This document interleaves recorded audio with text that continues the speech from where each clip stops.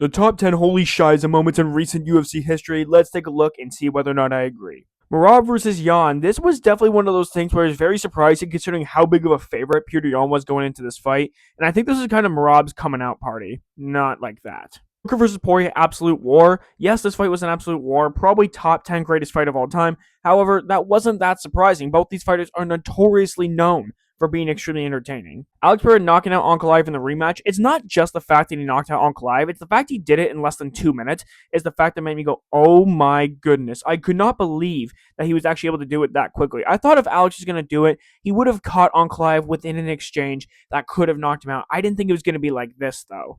Khabib choking out McGregor at UFC 229, this is not a top 10 holy shiza moment because we knew that something like this could happen. In fact, most people probably favored something like this to happen. Khabib tiring out Conor and then eventually submitting him. It wasn't that surprising.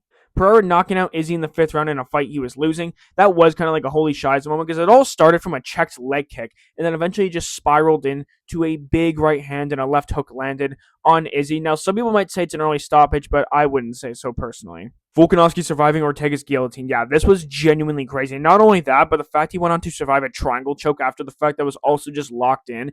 And then Volkanovski got pissed off and proceeded to ground and pound him and almost finished him. Masvidal knocking out Ben Askren. That in itself wasn't that shocking. A flying knee was always possible against the wrestler. It's the fact he did it in 5 seconds. Yeah, holy shiza. Ilya Topuria knocking out Volk, Holloway, and Oliveira in a row. I would say that him knocking out Volk and Oliveira was not the most surprising thing in the world, but the fact he knocked out Max Holloway, yeah, that was definitely holy shiza.